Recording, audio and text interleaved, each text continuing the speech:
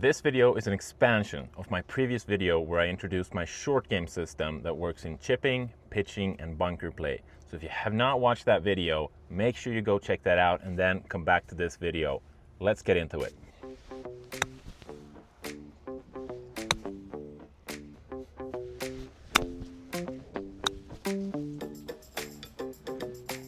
Spin isn't good or bad, it's a variable. More speed creates more friction, which creates more spin. The key is knowing how much spin you need in what situation and how to create it.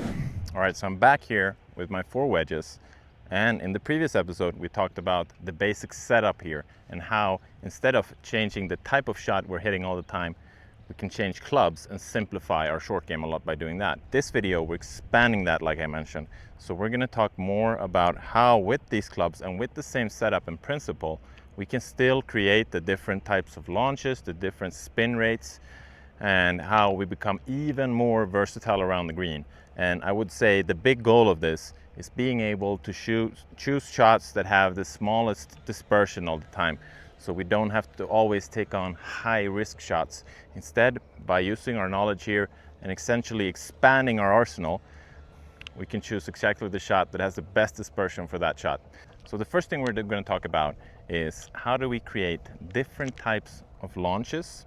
How do we create different types of spin rates off of the fairway? After that, we're going to look at how do we deal with thick rough, and also how can we do the same thing that we're talking about here in the bunker as well. First situation here, I am going to start with my lob wedge, but it's a system. These are principles. They apply to all the different clubs. So we're going to move in a little bit more there into talking about how maybe sometimes just because we want to play a high shot, we don't necessarily need to hit the 60. It could be that we're hitting, a 52 or even a pitching wedge and we still get that high launch. But starting out, our basic setup is sort of narrow. Ball is on the front foot, like we talked about in the first video. Wrists sort of locked. We're not trying to wrist hinge here. And the butt of the club is pointing a little bit in front of my navel on my stomach here. And that's where we're trying to keep it. And so from this basic setup, that's when we talked about different clubs, on using different clubs. That's part 1 here. So if I just go from a basic setup, looks a little bit like that. Now, what if I want to create more loft, more height, more spin, or maybe I want to create higher launch, but I still want to keep the spin down? That's what we're going to get into.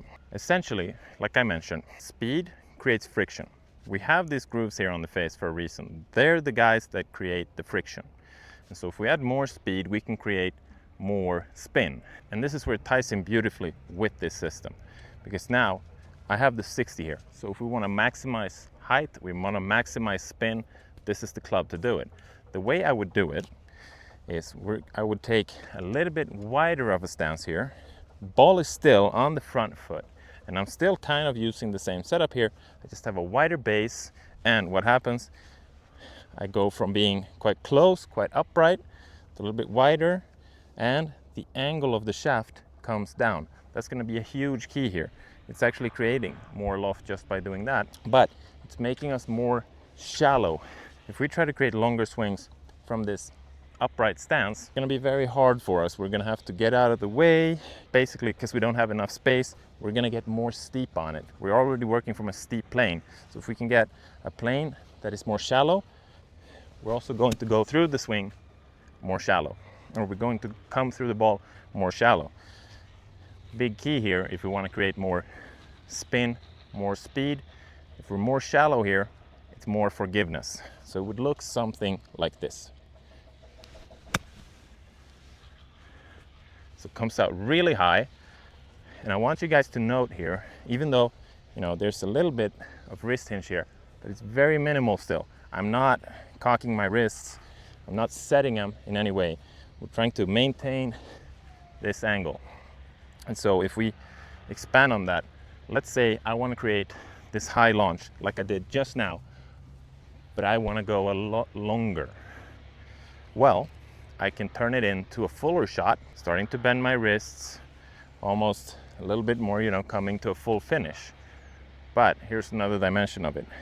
I can take my 46 here And from the same principle, the setting of the hands is a little bit lower. The plane is going to be more shallow.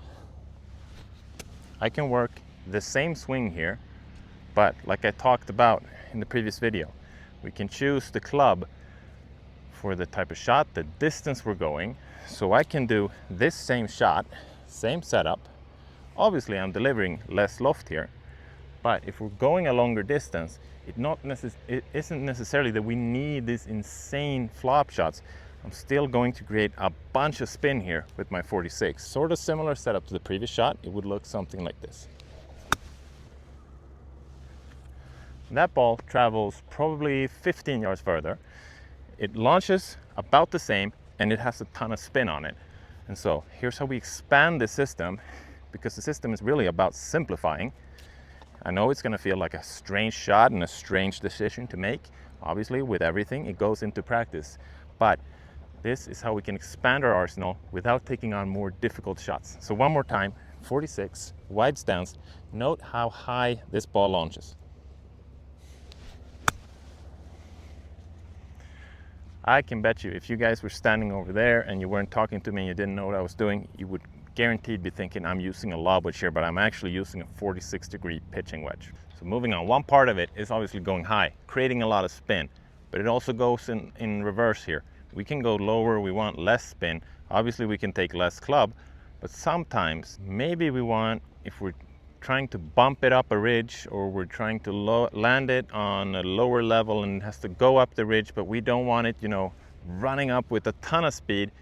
We want that real tour flight where it comes in low and hot and it skips, and then it checks to kill the speed, but it skips up that ridge. So when it comes on the green, it kills the speed so this thing doesn't just keep rolling away. We're going to talk about that shot now. We said more speed creates more friction, which creates more spin. So we want to go low, we want to go high spin. With my 60 here again, I talked about lowering the plane to get more shallow, to go up. But if we want to go lower, we can get closer to it again. Shaft plane gets more steep, club face remains open. It's almost like we want to open it more here to expose the bounce even more so we don't start digging into the ground. And then we're going to be steep on it. We're going to be a shorter swing with more speed. Because obviously if we go a long swing here, this thing's going to be sent by. But we're going to go perhaps even a little bit ball in the middle of our stance. I wouldn't necessarily recommend hitting on the back of your stance, even if it's possible, because if we're in the back of our stance, we're most certainly going to start digging into the ground. And it's okay to dig into the ground a little bit. We all know Jordan Spieth does it on a regular basis, and his short game is one of the best in the world. But for forgiveness, for consistency, we're not trying to dig into the ground. So still, even though we're going low, open face, closer to the ball, more upright shaft plane, and we're going to go short and fast here.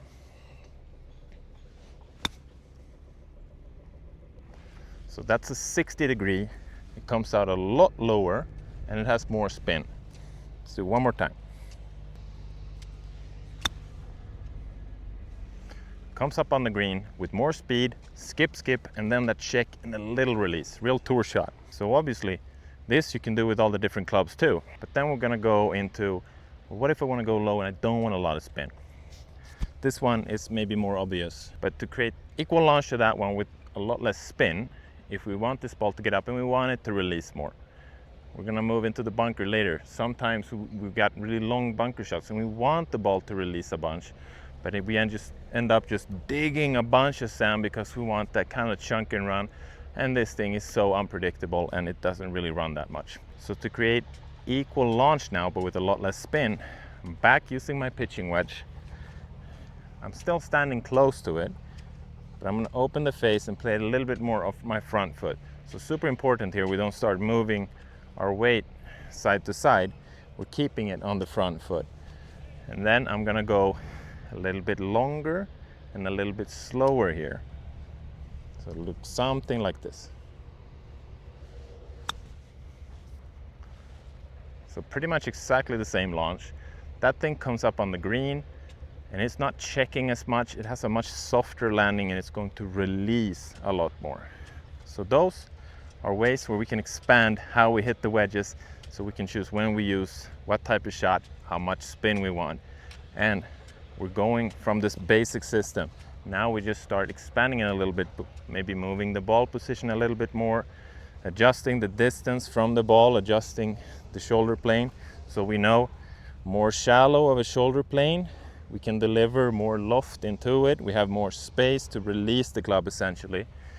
So we can release that loft back into the ball. A little bit of wrist cock, but we're not doing this. Releasing the loft back into the club. And if we're closer, we work more with the body, keeping the hands in front of us.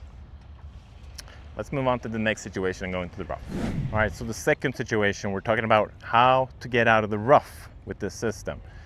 Obviously, if we just do it, we're going to figure it out, but I figured we'd talk a little bit more about it. When we're in the rough, what's the big difference if we're talking in terms of how we get contact with the ball? Well, it's that we're in tall grass. We're going to get grass in between the ball and the club. We just talked about how to create different launch, different spin. That's off of good lies. Here, this grass that comes in between the grooves and the club is going to remove that. So it can only really work here with how much loft we deliver into the club. And a huge factor here is the fact that there is grass in between the ball and the club. So that's going to remove the predictability and the speed of it. So what we can do to get more consistency is we can use the bounce, we can control how much speed we put into the ball, and we can control how much loft we deliver. So we can still work with all the different wedges we have. We just have to be aware of how thick is the rough. I can't really find rough that's so thick here, but I've kind of nestled these balls down a little bit into the rough to create a more better simulation of it. But obviously if we have nice rough that's not so thick, we can work more with less loft if we want it to come out higher and softer. But if we're assuming we have pretty thick rough, we're mainly going to be using high lofted clubs. So I'm gonna go with my 60 here.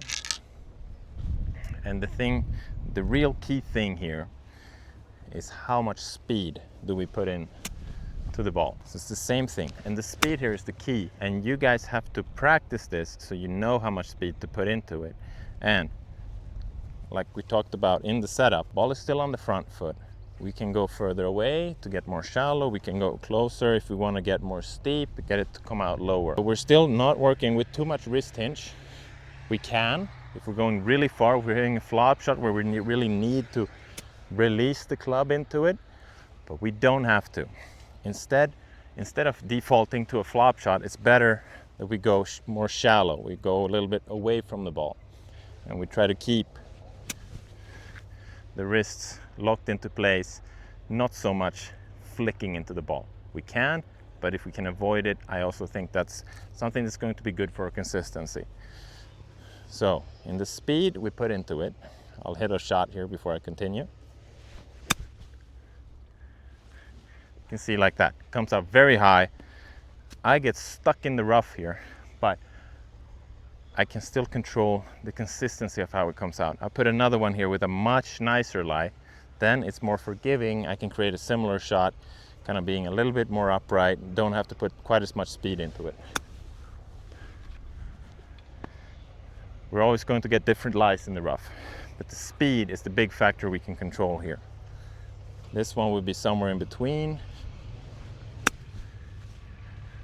And all these balls are launching pretty much the same, and they're ending up, I think they're within about 8 feet up there on the green. But it's the same principle here. The big factor is speed, how much speed we have through the rough. Still, hugely important. We're delivering the bounce, we're delivering loft, we're following with the body here. It's just we have to adjust the speed. That's the key in the rough, the speed. And the same thing goes here. I have a bunker in front of me, but if I'm in the rough and you have, just a really short shot, and we just want this thing to pop out. Just want it to pop out maybe 2-3 yards. You still have to have speed here. You want it to pop out more and not be sure that it's not going to go long. More loft. But still, speed. We have to be confident with our speed in the rough, because as soon as we start decelling here, that's when we get these shots, that just go a foot, 2 foot, or even worse, when we start blading these chips, or we start releasing too much with our wrists, the club face closes. That's why the body is driving these shots. It goes throughout all of these areas. So just a little flick, it would be something. See, now I'm much closer. Club face is wide open, and I'm really just focusing here on delivering speed through it, but I'm gonna stop a little bit shorter. Just like that, that would be a little flick. So in the rough, big key, speed. Deliver speed. Don't expect any spin. You can control how much loft you deliver. We're still using the bounce a bunch here, but speed through the ball is the key in the rough. All right, now we're into the bunker. And this translates so much from when we talked about hitting high shots, high spin, low shots, low spin, low shots, high spin. It really translates really well into the bunker here. But obviously here we have sand. We don't have quite the same amount of control, but we can have a bunch of control if we can learn how to use the bounce, if we can be confident on how to create these different sorts of launches, the different sorts of spin. Obviously, sometimes in the bunker, we do get a little bit screwed. We get a bad lie in the bunker, things like that. Those are things that are out of our control. Let's focus on what we can control here. So, first one. I got 3 different pins here, so I'll explain how I would hit the 3 different shots. Obviously, we have the basic. The basic thing is to change the club. But for an example, I'm gonna use, let's use a 52 degree here for the example, so that I can explain to you guys more in depth, not just, oh, how do you use a 60, you know, for all these shots. But we're gonna go here and then we're gonna move a little bit further back in the bunker, so we have to fly it more. We said we wanted to create higher launch. We're not gonna get as much spin because we have a little bit less loft here, but I can still go to this left one, and we're talking, I have about 3 yards, if even that, to work with. The shot's no longer than 10 yards.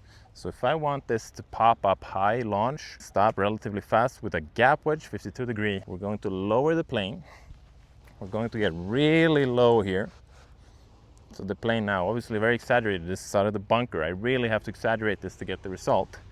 We're going to be really flat, and in the bunker, we have a little bit of release into it. We're trying to get that thump effect, the ball to pop up. Look a little bit something like this.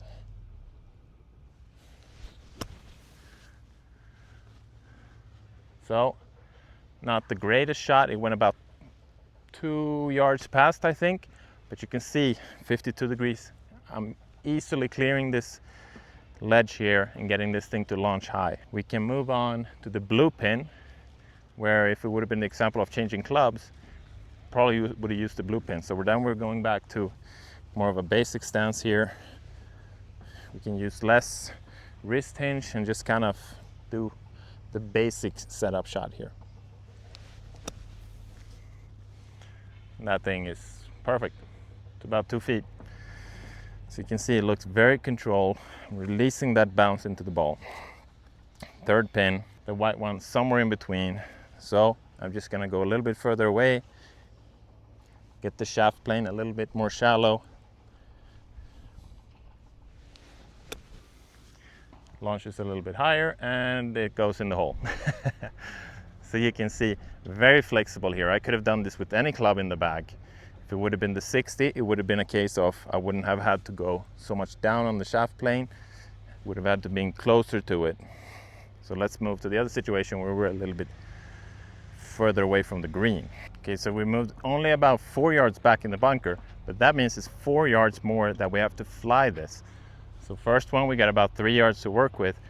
Adding 4 yards to that makes a lot of difference. So now I have my 60. Now we're gonna talk a little bit more into, sometimes on the PGA Tour, you can see guys that they're in the bunker and maybe they have another bunker in front, maybe they have rough, maybe it's just a pin that's kind of tucked away. They need to fly this ball. It can be 20, 30 yards. It needs to come out high. It needs to have spin to hold the green. A little bit more now. We're gonna tie all of these things together. We're gonna talk about these basic situations here, and then we're gonna talk about how, in order to go really high, a lot of spin out of the bunker, do you really need the 60? So first one on the left, with the 52 there, I went really low and deep. I don't really need to do that with the 60. I'm gonna go a little bit deeper. But here is the key. We're gonna go a little bit longer now. Still speed through the ball, releasing a lot of loft into the club and accelerating through it. Great shot. Went about 4 feet from the pin. Comes out really high. That one didn't have necessarily so much spin. I wasn't trying to put a bunch of spin on it, but that's the foundation of it. So if we go 60 then, and we want to go to the blue pin, now all of a sudden we have probably over 10 yards to work with. Let's say, just for the example here, that I want to use all of that green. Well, I'm going to go a little bit closer to the ball. Shaft plane's going to get a little bit steeper. Face is still open, and essentially a little bit of a shorter swing here, still accelerating through the ball. Look a little bit something like this.